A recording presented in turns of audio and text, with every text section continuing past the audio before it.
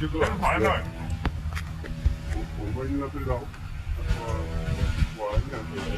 Cái điện thoại anh ơi. Sao anh ơi? Sao đâu?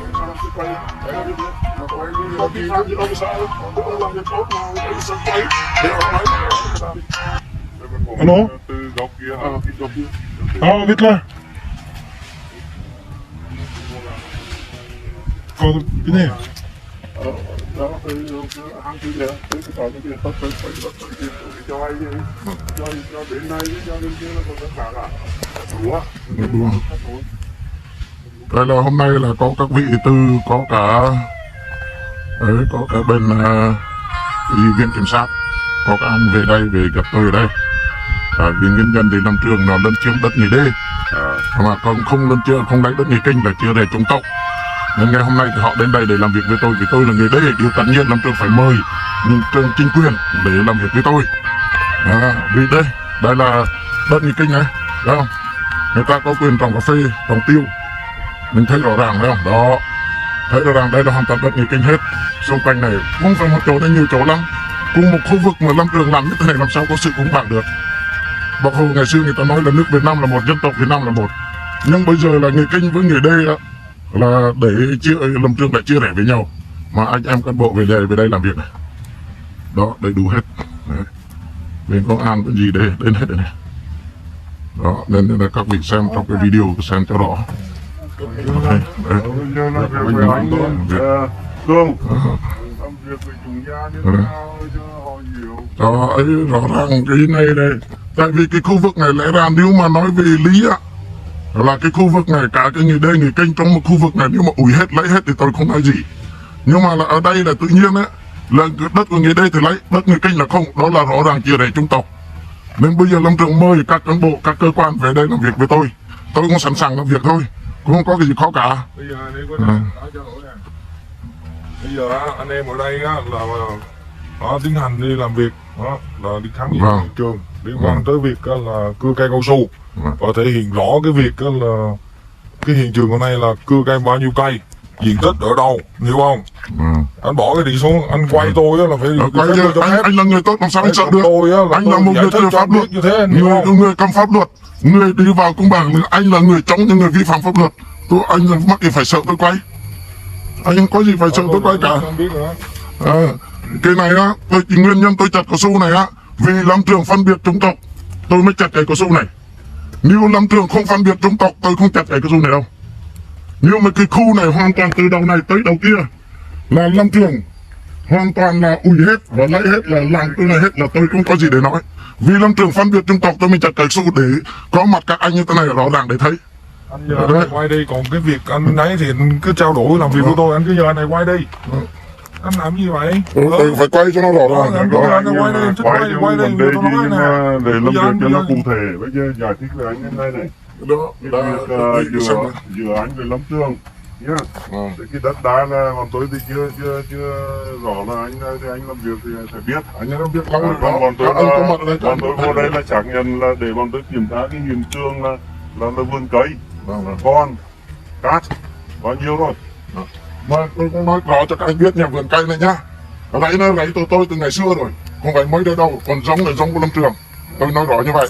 Nhưng mà trong khi đó tôi với Lâm Trường có hợp đồng đàng hoàng và rõ ràng rành mạch đàng hoàng, nhưng mà Lâm Trường không thực hành theo hợp đồng mà kiện tôi 3 lần đi sự tòa, mà cũng có một cái bản án về đây là đình chỉ là cái vụ án này và trả lại đơn khởi kiện của Lâm Trường và tiền án phí của Lâm Trường trả lại đủ cho Lâm Trường cho nguyên đơn rồi. Trong khi đó tôi đợi chờ đợi 3 năm, Lâm Trường không có nói một câu nào với tôi cả, không có một câu nào xin lỗi hoặc như thế nào đó, không có gì cả. Đầu tư khi đó tôi cũng không mình tôi cái này. Tôi chặn vấn đề cái thứ nhất, tôi đã chặn là cho các anh thấy rõ ràng là Lâm Trường phân biệt chủng tộc. Cái thứ nhất. Cái thứ hai, vì lý do Lâm Trường kiện tôi và không bồi thường cho tôi chính đáng. Lâm Trường kiện tôi rồi mà sai phải đến gặp mặt tôi để bàn bạc lại công việc, và lại không bàn tôi bị chặt đấy. Nó đi ra nó như thế. Mà cái mạnh nhất là cái kiểu các Lâm Trường làm này không đúng được các đồng chí. Rồi nè, cái việc cái lý do trình bày gì đó nói mà tôi không phải nói đâu, nói đâu em biết. Tôi sẽ nói cái gì mời em lên xã anh trình bày, hiểu không? Còn hôm nay tôi không phải nói cho rõ cho biết. rõ cái hiện trường. Như vậy đấy. Bây giờ anh bảo vậy xong chưa? Bây giờ anh Thế anh cứ làm việc đi, làm việc đi. Bây giờ anh chỉ là đất của anh á, là bao gồm những cái giáp những chỗ nào đất anh đang sử dụng để trồng này nè. Đây tới tận rồi cái giờ tới tận trên kia, rồi quay về trên kia là dưới này là lô cao su này của tôi. Cái hang cái mà mình mới trồng đấy là hết đất rồi vào. Đất rồi lô cao su này. Trước kia là không được, như phải trên kia cũng là anh em người kinh đó, nhưng mà người ta cấp cái đó, cấp cái đó, đừng có nói. Không, tôi nói rõ như vậy để các vị biết. Nếu mà tôi không nói như vậy là tôi muốn hỏi là cái đất của mình đấy là dài đến cái hang tây này là trong hết đến cái dọc, là thế vào. Vâng. Còn bên này là dọc từ hang muông vàng này, đó, hàng lúa dạp đánh đấy này. Chưa đến hàng lúa, cái vấn đề tính dạp gọi là dạp đấy. Đến dạp cà phê hoang, cà phê hoang này đấy. Nó tổng diện tích này là theo là bao nhiêu? 318. Trong hợp đồng thì 318.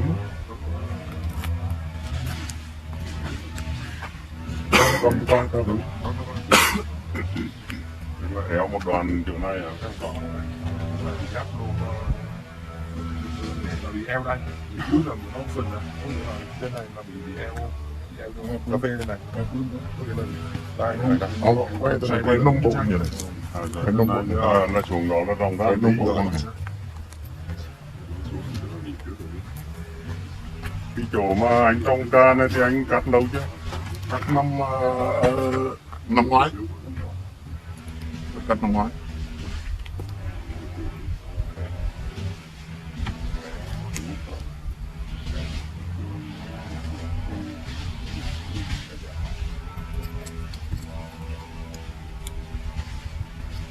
Tổng cái cao su, cây cao su của mình ở đây là bao nhiêu cây?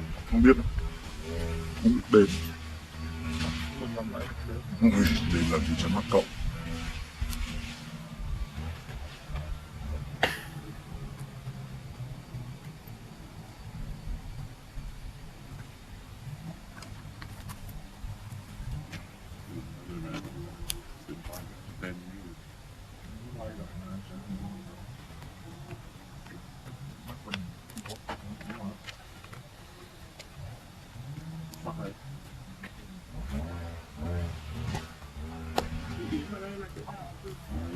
Anh lấy là Thúy Quýnh không? Vâng, còn gì anh? Là Bua. Tên gốc là Y Bua. Đây là tên đừng gọi. Đấy là Y Quýnh là đừng gọi hả? đây thùng 15 anh Phong à? Thùng 15. Bên Mỹ hả? Vâng. Vâng. Hát. Y. Bắt đầu. Tên chữ Y. A, B, U, L. Tên gọi là Quýnh.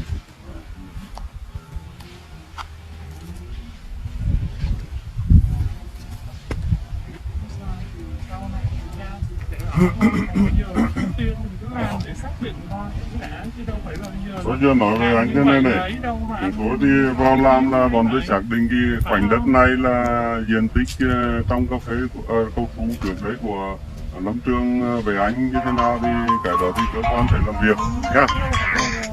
Không bây giờ tôi chưa nói nhưng mà bọn tôi là muốn xác định cái vườn cây là xem chặt hết bao nhiêu còn bao nhiêu đang còn lại. Vâng. Thế thôi. Qua cái trình đó tôi không muốn trình bày cho các anh rõ, biết rõ. Vì khi nào làm việc tôi làm. Khi nào làm việc thì anh sẽ trình bày về cái người mà tôi nói lại cái này là cây cao su là tôi lấy giống Lâm Trường, còn rẫy của tôi từ xưa đến nay. Nhưng mà với chúng tôi hợp đồng rất rõ ràng, nhưng mà với điều kiện Lâm Trường không thực hành theo hợp đồng. Đất đây là thuộc buôn gì, buôn lúc à? Buôn Vinh. Buôn Vinh. Thùng 15 hay là 15? Thùng 15. Thôn 15 Buôn Vinh, tôi viết đất Buôn Vinh đi. Buôn Vinh đi năm không giờ hiện giờ là thôn 15. Đó. Vậy cho các vị biết đi, tôi cảm ơn các vị rất nhiều. Các ông đến đây tôi rất mừng. Tất cả các ông đến đây tôi rất mừng điều này để cho ông chứng kiến tại hiện trường là nó như thế nào, đó là thực tế. Nếu mai sau có chuyện gì là chúng ta lại gặp nhau nữa để cái hiện trường nó làm thế nào.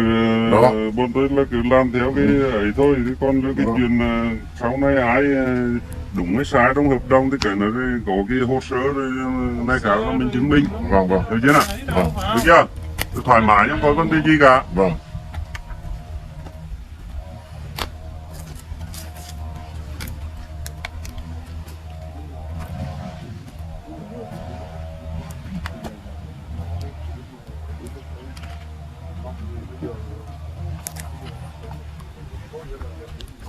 Tức là cái chỗ lúa này là của ý mà lúc à? Vâng. Làm ăn cái này khôn nặng lắm bạn ạ, buồn lắm. Làm ăn cái này buồn lắm. Tại vì cái gì cả thì cũng có tinh người một tí để biết nghĩ. Đây nghĩ kinh là phải giống nhau. Đất này là của anh ý Kinh. Nên làm ăn kiểu này thì phải làm cho dân đi như vậy này. Không phải nghiên cứu kỳ và xem dùng ấy để chúng tôi được sống.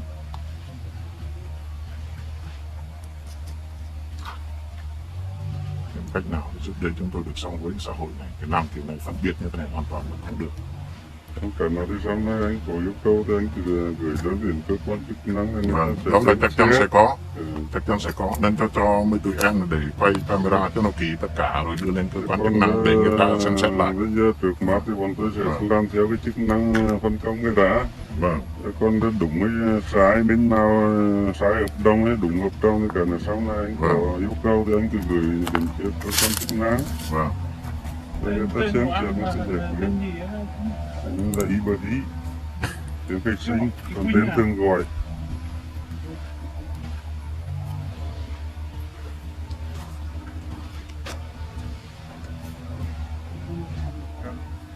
Mà nếu mà giả sử tôi bây giờ là tôi làm một cái giấy tờ muốn đi kiếm lại cái công bằng này phải đưa chỗ nào, bác có biết không? Rồi cái này thì rồi sau làm việc thì hướng dẫn cho cái Dạ, cái này là xin các bác hướng dẫn cho cái để làm sao là mình cho nó công bằng đi, như thế nào cho nó rõ ràng cái đó, cái đây đó đi. Nếu mà Lâm Trường bây giờ nói là giống số Lâm Trường thì tìm cách để trả đủ tiền giống cho Lâm Trường, nhân dân lấy cái gì là trả cái đó. Rồi nhân dân không lấy thì không nên lấy cái dân. Rồi để trả lại đất cho nhân dân cho người ta sống với. Làm cái này bao nhiêu năm thiệt thòi dân bao nhiêu là các bác không biết rồi. Anh là sinh năm bao nhiêu á anh nhỉ? 1970.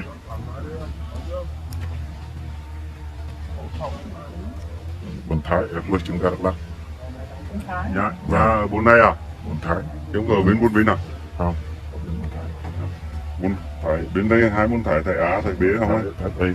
Thái Bế là Thái dưới, phía này là Thái Á là Thái phía trên. Vâng.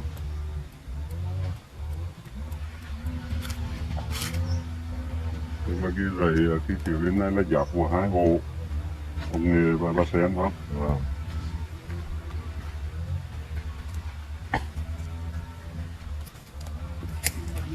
Trước cái đường ở đây vòng bên trên chỗ này đi đường nào?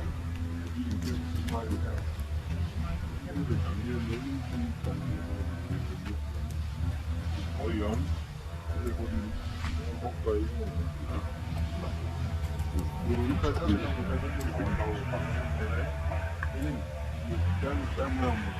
Còn nó quay vật trẻ, còn nó quay không làm trường, quay bên đông, quay vật trẻ thì. Tức cái tổng diện tích là bao nhiêu? Tranh chấp ấy.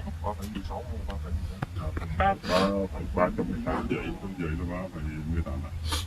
Ở phía trước đây là 3 hectare, nhưng mà sau thì Lâm Trường nói là trước đây nó không phải là như thế này đâu, nó vuông góc thẳng, trong hợp đồng là thẳng, cái vuông góc cái này, mà chính thức là cái này là méo như thế này từ lâu rồi cái này à, nhưng mà không biết Lâm Trường vẽ cái nào là vẽ thẳng, mà 3 hectare rưỡi mà to thực tế là cái này còn mèo đấy mà. không, trong cái hợp đồng của em á. Đó là khi đó là khi nó kiện tôi lên tòa là xử tôi trên tòa là 318. Cái này nè anh này bây giờ vẫn xác định á, là cái diện tích này là có tranh chấp chứ chưa phải quyết định là bên nào đâu. Đó cho nên anh phải hiểu phối hợp với bên chúng tôi để làm cái chức năng nhiệm vụ. Còn ai đúng ai sai chưa có phải là cái quyết định cuối cùng là bây giờ nào mà cơ quan người ta có cái quyết định cuối cùng là như thế nào? Nói thế nào thì nói tôi nói vậy tôi cảm ơn. Không cái nào mà ví dụ như cơ quan chức năng mời anh làm việc á. Tôi là dân mà tôi nói là việc của tôi. Anh Quý à? Làm việc cùng cái nào mà họ mời làm việc thì anh cứ hợp tác làm việc. Còn cái chuyện mà xử lý như thế nào thì người ta sẽ có một cái kết luận cuối cùng. Vâng. Hiểu chưa? Thế còn bây giờ trước mắt thì giữa hai bên đang có vấn đề nói là anh nói là anh đất của anh, cao su của Lâm Trường, giống của Lâm Trường. Rồi nhưng mà bên Lâm Trường thì nói là đất đấy là tưởng là của Lâm Trường quản lý. Thế bây giờ giữa hai cá nhân và một cơ quan đơn vị mà đang có cái sự tranh chấp thì có quyền kiểu này kiểu kia mà. Thì bây giờ bọn tôi là thi hành thì bọn tôi đi kiểm tra thực địa. Rồi sau này là bọn tôi sẽ xem lại cái thủ tục giấy tờ rồi bắt đầu cái mình xác định lại làm việc cụ thể rồi khi nào mình biết được là nguồn gốc đất rồi là ai quản lý nhá. Như vậy đó các vị thấy rõ ràng như vậy. Các vị thấy rõ ràng như vậy. Bây giờ đất là đất của người đây từ ngày xưa đến giờ rồi, tự nhiên và quản lý dạy người đây mà dạy người Kinh không cần đi. Đấy, các vị thấy vô lý không? Điều này rất buồn đấy. Đó, họ cũng nói rõ ràng vậy. Đó. Cho nên các vị cứ xem giúp chúng tôi với cuộc sống này, có động mạng đồ này kia, giúp để chúng tôi mỗi người một tí để ăn tiếng nói, để giúp chúng tôi được sống một tí. Đây nó khổ vậy đấy.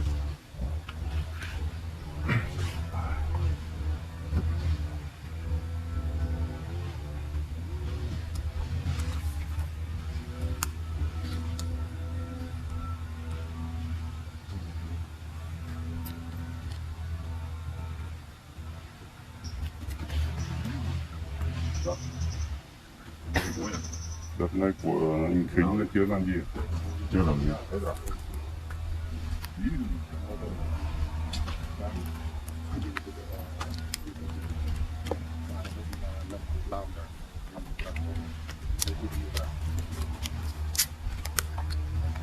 Khánh hỏi gì anh?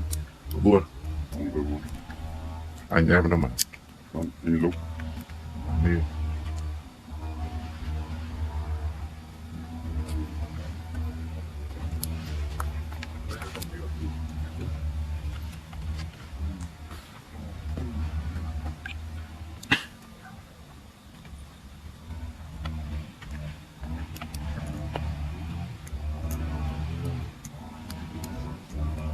Và nói với quý vị một lần nữa đó, quý vị xem đi. Là những người đây, anh em đây là những người mất đất hết rồi. Đó, do Lâm Trường lấy mất đất hết, người ta về đây người ta xem này. Đó, nhưng đây là một số người thôi, còn nhiều người lắm mà một số người kia họ không biết. Họ đến đây là họ để xem là các anh cán bộ về đây nói chuyện như thế nào. Mấy anh em buôn viên á, là mấy anh này mất đất hết á, những người mất đất hết. Là không có rầy là mất rẫy mất đất hết đấy. Mấy anh em này, họ hàng cũng như tôi thôi. Họ cũng là điều như vậy hết đấy. Đó.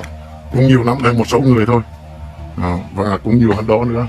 Mà một số là trồng cao su thì anh em có mặt đây, còn chỗ nào Lâm Trường được trồng cà phê á, Lâm Trường lấy bán cho bao nhiêu là gia đình đó là mất rồi, họ không đến được. Cho vị biết vậy.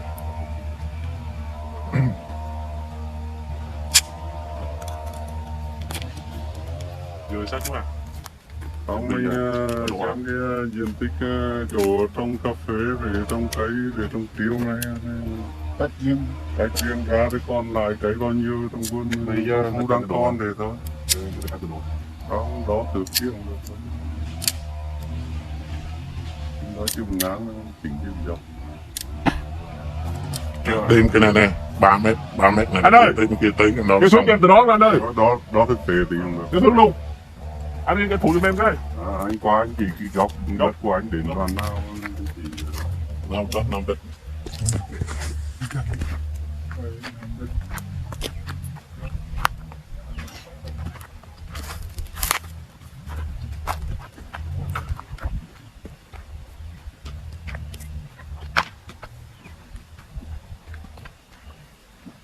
Đó, ngay cái mét đó, không phải cái giờ đâu, mét này. Anh chỉ để mét nào anh... Được lắm luôn.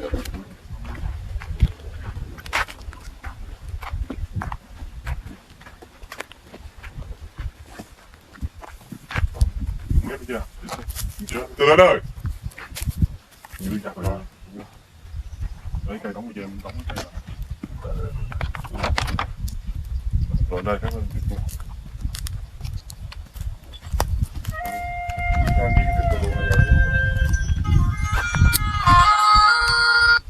Mới đây. Hả? Bà ma đấy tôi không được à? 51745. kéo căng ra! Bao nhiêu hiệp này là Chưa kéo căng ra chưa? Kéo căng ra đây. 5178. Chắc rồi, anh như 34 317 34 317 1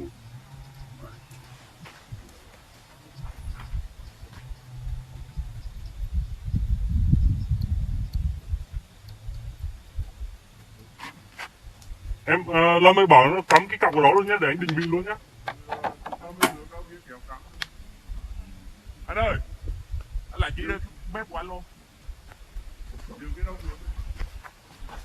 Tới trục tiêu bên kia kìa, tới trục tiêu kia luôn. Trục tiêu nó còn lấn đất của nhà mình nữa. Vâng mà, trục tiêu nó đang lấn đất nhà mình đấy.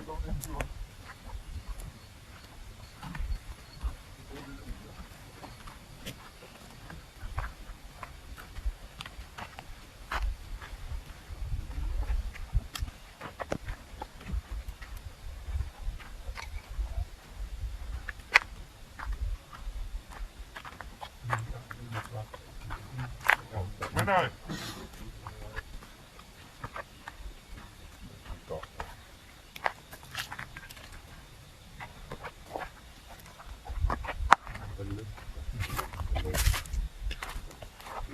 Dạ vâng, được rồi. Được rồi. Anh cứ để rồi không.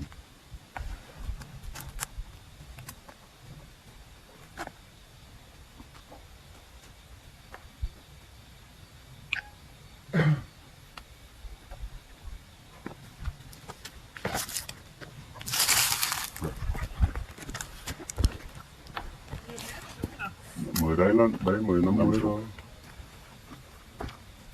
Rồi thả thước. Đây là họ đang đo đất nhà mình đấy. Cái này, họ đo làm gì chưa biết được. Cứ như vậy kìa đã. Rồi anh em cứ ngồi đó xem thôi. Giờ sao tao mất đất rồi. Rồi anh em cứ ngồi đó xem đi. Mất đất mà sao ta ăn cái gì không biết nữa. Không, đấy là mình gửi đường số 2 anh đi, đường số 2 đi cho 51791. Đấy là 51791 rồi anh. 51791. 51791. 34302. 34302. Rồi điểm số 1 ở kia anh chỗ ghi cho anh Khang. Điểm số 1 là đường nào? 51745.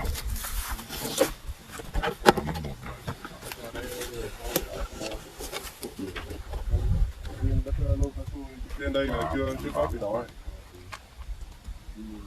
Cái đất cà phê dưới kia có bị đỏ hết, xung quanh là có bị đỏ hết, người ta đo bị đỏ cặp hết rồi, chứ có đất lô cao su người đây thôi không có bị đỏ. Còn nói chung ở đây khu vực này đất nghề kinh đều có, đều được hết, người ta trồng được thoải mái, độc lập tự do. Còn người đây thì đi vào khuôn khổ.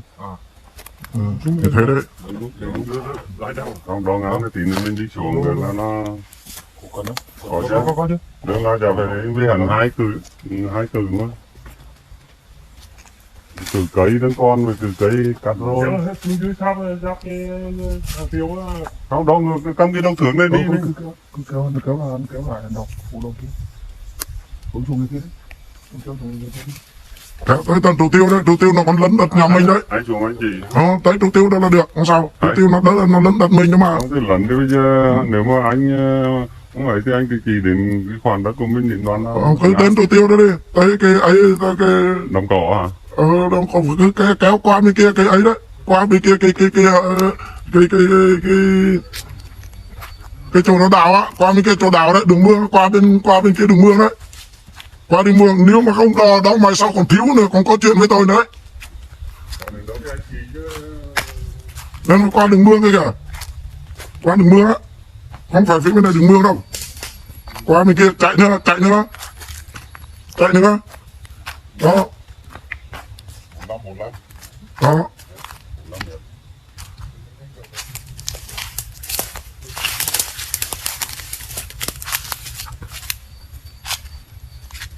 Này, các vị thấy chưa? Người cái nhà người ta trồng tiêu, trồng cà phê. Còn người đây thì phải bắt buộc phải trồng cao su và lấy mất đất. Đấy. Đâu ra? Dừng cho cái cây của nó cầm có dừa cho 40 hả? Không, 40 phải ai? Đó. Dừa mướn hả? Đâu, bên kia chứ. Sang đâu? Đây.